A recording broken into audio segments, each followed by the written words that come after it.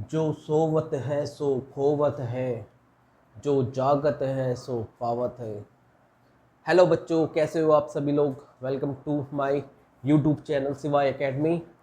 आज हम करने जा रहे हैं एनसीईआरटी क्वेश्चन नंबर 17 को सॉल्व। ठीक है, इससे पहले हमने क्वेश्चन नंबर 16 तक कंप्लीट कर लिया है। आज हम करेंगे क्वेश्चन नंबर 17 एनसीईआरटी प्रॉब्लम का। ओके बच्चों, अभी आप इससे पहले आपने सारी वीडियो मेरी देख ली होगी एनसीईआरटी प्रॉब्लम जो हमने किए हैं सॉल्व 1 to 16। आज हम करेंगे क्वेश्चन नंबर 17। ठीक है बच्चों, चलो स्टार्ट करते हैं। आज है हमारा question number 17। Akhtar, Kiran and Rahul were riding in a motorcycle. किस में राइड कर रहे हैं? मोटरसाइकिल, मोटर कार पे राइड करनी है। That was moving with a high velocity. और किस स्पीड से जा रहे हैं? बहुत ही हाई वेलोसिटी है उसकी। ठीक है। On an expressway when a insect hit the windscreen and got stuck on the windscreen. Akhtar and Kiran, एक इंसेक्ट है वो किस पे हिट करा उसने? रास्ते में आ गया होगा उनके, जब वो मोटर कार से जा रहे थे तो रास्ते में कोई इंसेक्ट आ गया होगा, उसकी विंड स्क्रीन पे हिट करा। ठीक है, तो कौन कौन थे मोटर कार में? अख्तर, किरण एंड राहुल। ओके बच्चों, Akhtar and Kiran started pondering over the situation. अब उन्होंने डिस्कस किया कि क्या किस वजह से वो उसकी हिट करने के बाद, अब वो जब वो हिट करा होगा इंसेक्ट तो वो मर गया होगा, तो उन्होंने इसके ऊपर डिस्कशन स्टार्ट कर दिया।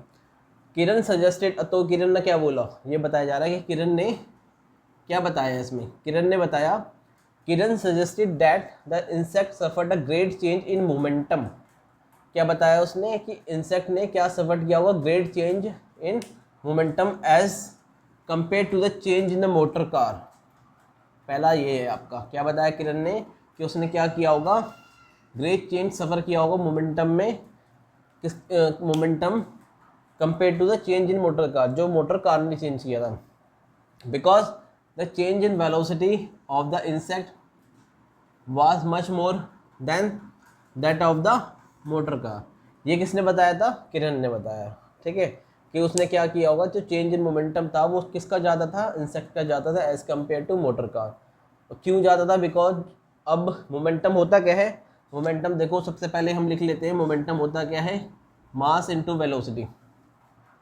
अब वो बोल रही है कि ग्रेटर चेंज किया मोमेंटम में, किसने? इंसेक्ट के मोमेंटम ने। और क्यों करा? क्योंकि उसने रीजन में दिया कि velocity of insect was much more, कि वेलोसिटी बहुत ज़्यादा होगी उसकी। ठीक है, as compare to that of motor car, ये उसने सजेस्ट किया था।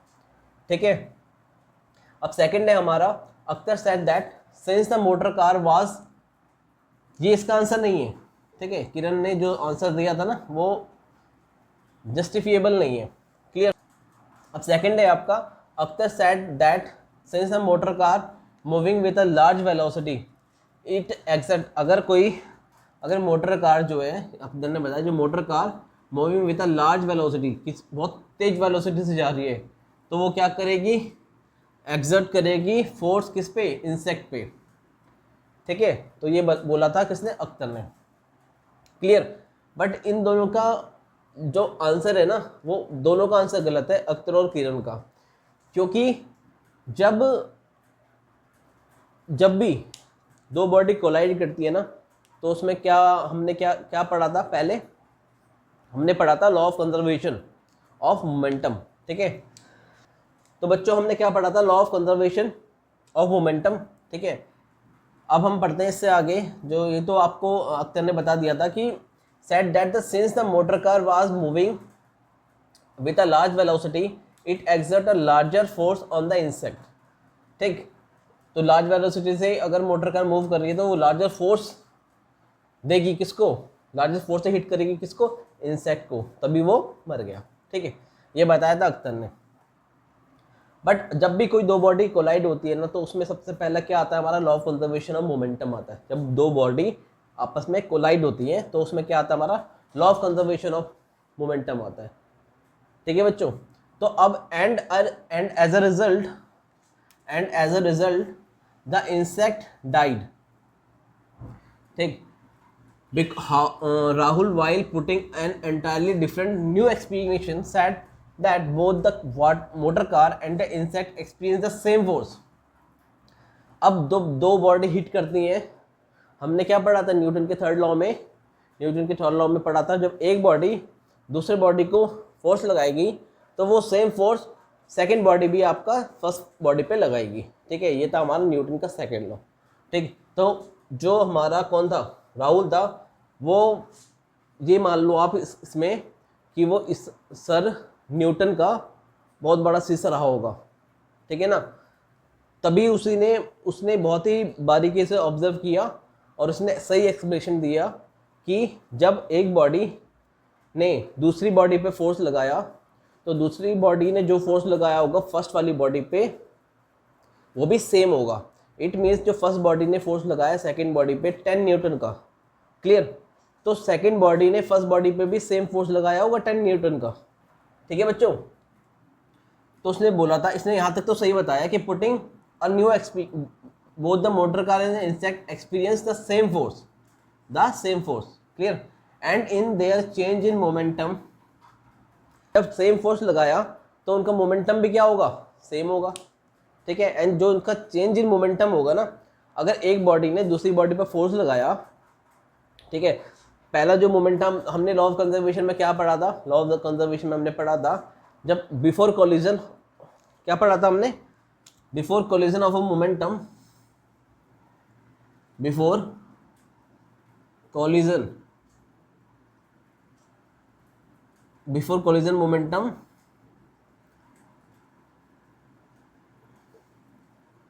Equal to after collision of momentum. ठीक है ना, कि बिफोर कोलिजन मोमेंटम क्या होता है, मास इनटू वेलोसिटी, तो m1 u1 plus m2 u2 equal to m1 v1 plus m2 v2। ठीक है, ये बोला गया है कि जो पहले का मोमेंट इनिशियल मोमेंटम होगा वो किसके बराबर होगा, फाइनल मोमेंटम। कि अगर कोई दो बॉडी आपस में आ रही है, जब तक उसमें हिट नहीं हुआ उसमें भी कुछ ना कुछ मोमेंटम होगा, वो किसके बराबर होगा, जब हिट करने के बाद जो मोमेंटम प्रोड्यूस होगा वो उसके बराबर होगा। ये बताया था law of conservation of momentum में। ठीक है बच्चों, तो इसमें क्या निकल के आता है, इसमें ये निकल के आया, जो हमारा राहुल जी थे ना, उन्होंने बहुत ही करेक्ट एक्सप्लेनेशन किया इसमें।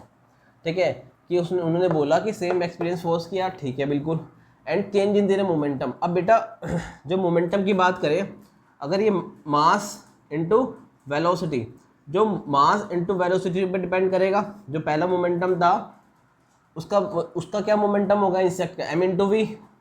ठीक है, अब after striking to the windscreen, तो उसका मोमेंटम क्या होगा, चेंज हुआ होगा। अब ये सोचो कि अभी मोटर कार है, आपकी मोटर कार तो बहुत बड़ी है, इट मीन्स बहुत बड़े का मतलब क्या होगा, मास उसमें बहुत ज़्यादा होगा। ठीक है, अब इंसेक्ट है, इंसेक्ट क्या है, बहुत ही छोटा है, तो उसका मास बहुत कम होगा। ठीक है ना, अगर किसी बॉडी का मास कम होगा, हमें मोमेंटम दोनों का बराबर रखना है, तो उसकी वेलोसिटी बहुत ज़्यादा हो जाएगी। समझ में आया, अगर किसी बॉडी का मास कम है तो उसकी वेलोसिटी ज़्यादा हो जाएगी, जिसकी वजह से क्या होगा, वो अगर वेलोसिटी ज़्यादा होगी तो क्या होगा, मास कम है, वेलोसिटी ज़्यादा हो गई, तो चेंज इन वेलोसिटी से की वजह से क्या होगा, वो इंसेक्ट जो था वो मर गया। ठीक है, क्यों मर गया, क्योंकि जो उसकी वेलोसिटी थी बहुत ही ज़्यादा हो गई थी। ठीक है, ड्यू टू किसकी वजह से, due to conservation of momentum, जो हमने पढ़ा था पहले। ठीक है बेटा, तो हम इसको लिख सकते हैं as a result, Rahul while putting an new explanation said that the both motor car and insect experience the same force। हम इसमें लिख लेते हैं both motor very small and suffer a great change in the velocity and suffer a great change in the velocity. Both motor car and the insect experience the same force. ठीक है, experience the same force and change in their momentum. The force exerted on both the bodies are same, but the mass of insect is very small and suffer a great change in the velocity. Change in the velocity and maintaining the law of conservation of momentum. अगर किसी का मास ज़्यादा होगा तो उसकी velocity ज़्यादा होगी, दोनों को इक्वेट करने के लिए। ठीक है, दोनों इक्वल तभी होंगी अगर हम बात करते हैं किसका, हम मोटर कार की बात करते हैं, उसका मास तो बहुत ज़्यादा है, तो वेलोसिटी, अगर मास ज़्यादा तो वेलोसिटी कम होगी। But in case of insect अगर उसका मास क्या है, कम है, तो कम होगा। तो अगर मुझे दोनों को इक्वल करना है तो उसकी वेलोसिटी ज़्यादा होनी चाहिए ना, होगी ज़्यादा, तभी तो वो दोनों इक्वल होंगे। तो चेंज इन वेलोसिटी की वजह से उसमें क्या हुआ, वो सफ़र करना पड़ा इंसेक्ट को। ठीक है, जिसकी वजह से इंसेक्ट जो है वो मर गया।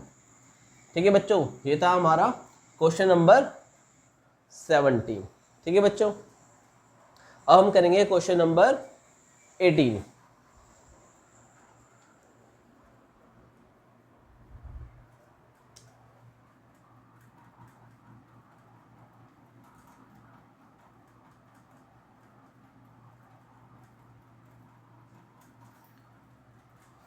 ये बच्चों हमारा question number 18, how much momentum will a dumbbell of mass. सबसे पहले हमारी वही अप्रोच स्टार्टिंग में मैंने जो बताई थी आपको, स्टार्टिंग में क्या बताया, जो गिवन है वो लिख लो। ठीक है, सबसे पहले मास हमारा क्या गिवन है इसमें, 10 kg, तो हमने क्या करा उसको लिख लिया।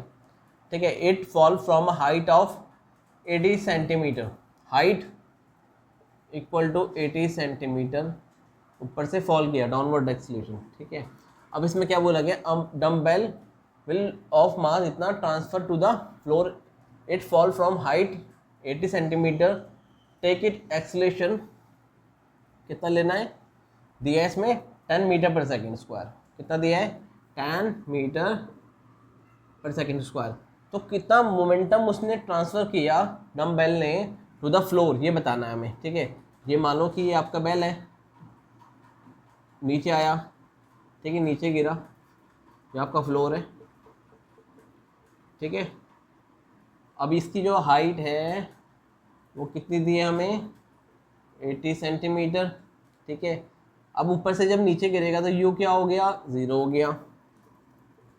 क्या हो जाएगा, यू जब स्टार्टिंग पर होगा तो क्या हो जाएगा आपका, 0 हो जाएगा। ठीक है, हमें क्या निकालना पड़ेगा इसमें, हमें क्या निकालना, मोमेंटम निकालना है। ठीक है, तो मोमेंटम का फॉर्मूला हमें पता है क्या होता है, अब तो पता हो चल गया होगा ना आप सभी लोगों को, है ना, अब तो कोई दिक्कत नहीं होगी मोमेंटम में। मोमेंटम क्या होता है, a product of mass and velocity, वो होता है हमारा मोमेंटम। ठीक है, तो इसमें मोमेंटम होता है मास इनटू वेलोसिटी। अब वी तो हमें हमारे पास है नहीं, देखो इनिशियल वेलोसिटी 0 है, मास गिवन है हमें, ये गिवन है, हमें ये निकालना है वी। तो वी निकालने के लिए बेटा हमें इक्वेशन ऑफ मोशन पता है हमारी क्या होती है, इक्वेशन ऑफ मोशन।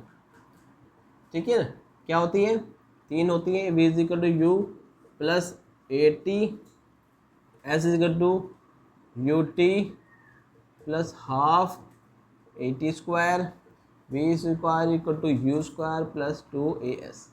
ठीक है, देखो टाइम तो हमें गिवन है ही नहीं, तो हमारे फर्स्ट इक्वेशन नहीं लगेगी, सेकंड नहीं लगेगी, हमारी लगेगी थर्ड इक्वेशन। तो हम लेंगे according to third equation, v square is equal to u square 2as। अब इसमें बेटा डिस्टेंस हमें गिवन है, हाइट जो होगी इसमें हम इसमें ले लेंगे h। ठीक है, चेंज कर देंगे इसको, और u क्या हमारा 0 है, 2 इंटू 20 इंटू क्या हो जाएगा, क्या हो जाएगा हमारा इसमें, हाइट कितनी है, हाइट हमें दी है कितनी 80, इसको कन्वर्ट करना पड़ेगा हमें मीटर में, तो हम क्या करेंगे, इसको कन्वर्ट करेंगे तो 0.8 मीटर हो जाएगा, तो इंटू 0.8, डेसिमल हटाएंगे यहाँ से तो कितना हो जाएगा इससे कट गया, ठीक है। तुम्हारा आंसर कितना आएगा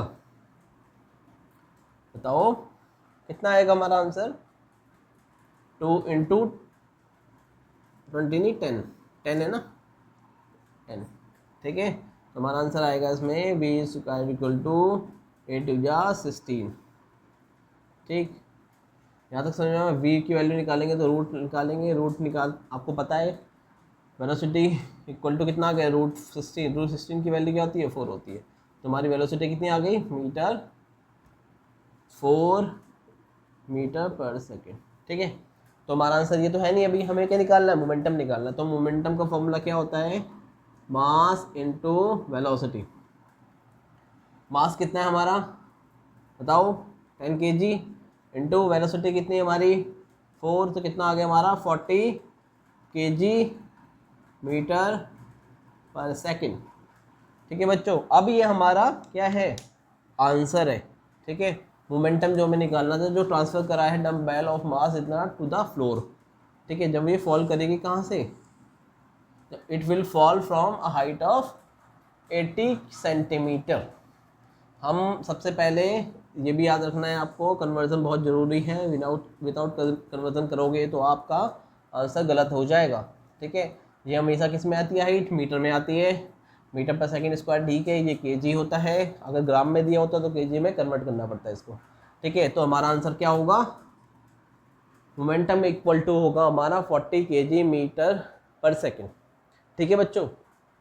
ये है हमारा क्वेश्चन नंबर 18 जो इस एक्सरसाइज का लास्ट क्वेश्चन है, ठीक है।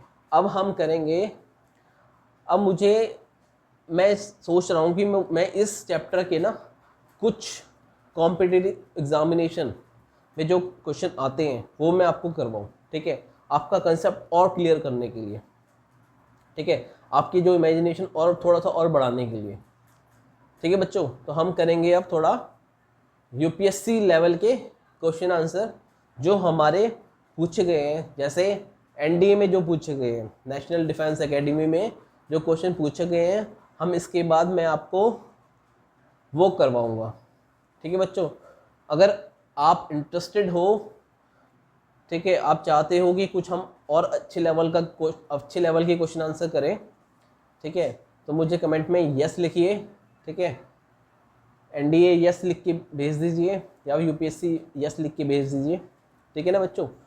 तो अगर आप इंटरेस्टेड हो तो मैं करवाऊंगा उसको, ठीक है। तो मेरी प्लानिंग यही है अभी कि कुछ कंपटीशन लेवल के क्वेश्चन देख लेते हैं, क्योंकि हमने चैप्टर पूरा कर लिया है, ठीक है। कंसेप्ट वाइज सारा हमने पढ़ लिया है। अगर आपने नहीं पढ़ा है तो आप उसको दोबारा पढ़िए, ठीक है।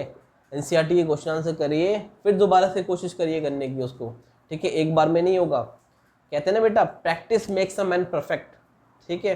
तो प्रैक्टिस करनी ही पड़ेगी। और जैसे मैंने स्टार्टिंग में क्या बोला था, जो जागत है सो पावत है, जो सोवत है सो खोवत है, ठीक है बच्चों। तो इस कोर्स को याद रखना है और हमें कंसिस्टेंसी के साथ साथ काम करते रहना है, ठीक है। और अपने पेशेंस बहुत ज़रूरी है, धीरे धीरे चीज़ें होती हैं, एकदम कुछ नहीं होगा, ठीक है। अगर आप धीरे धीरे चीज़ें करोगे तो आपको सारी चीज़ें क्लियर हो जाएंगी, ठीक है। आपका एक बेस बन जाएगा, ठीक है। बेसिक कंसेप्ट आपके जब क्लियर हो जाएंगे तो आप एक बेस पे खड़े हो जाओगे कि आपको सारी चीज़ें पता है, बस आपको क्या करना है, अब थोड़ी सी इमेजिनेशन बढ़ानी है और आप उस क्वेश्चन को कर सकते हो, ठीक है। तो आप सारी मेरी वीडियोस देखिए, ठीक है ना, तो आपको सारी चीज़ें क्लियर हो जाएंगी। अगर आपको कहीं डाउट लगता है तो पूछिए मुझसे, ठीक है, कमेंट करिए, ठीक है। जिस वीडियो में आपको डाउट लगता है, कुछ समझ में नहीं आया है, तो उसको क्लियर करिए, ठीक है बच्चों।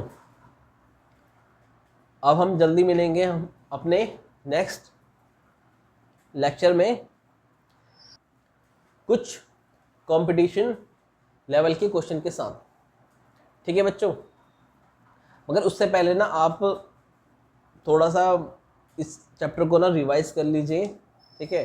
तो कुछ क्वेश्चन मैं करवाऊंगा, अगर मैं आपका बस पहले देखूंगा फीडबैक कैसे आ रहा है, ठीक है। अगर आपको लगता है कि सर अच्छा पढ़ा रहे हैं, ठीक है, तो लाइक करो, सब्सक्राइब करो, ठीक है। मोटिवेशन दो मुझे भी बेटा, मैं आपको मोटिवेशन देता हूँ ना, तो आप भी मुझे मोटिवेशन दो आगे और अच्छा करने के लिए। ठीक है बच्चों, आपका सपोर्ट रहेगा तो मैं और अच्छा कर पाऊँगा। ठीक है बच्चों, तो इसलिए अगर आपको लगता है कि हमें कंपटीशन लेवल के और क्वेश्चन करने चाहिए इसी चैप्टर से रिलेटेड बस, ठीक है, तो मुझे कमेंट बॉक्स में लिखिए यस। ओके, तो हम करेंगे फिर उसके बाद कंपटीशन लेवल के क्वेश्चन इसी चैप्टर से रिलेटेड। ठीक है बच्चों, जल्दी मिलते हैं हमारे नेक्स्ट लेक्चर में। ठीक है बच्चों, thank you for now. Okay, thank you.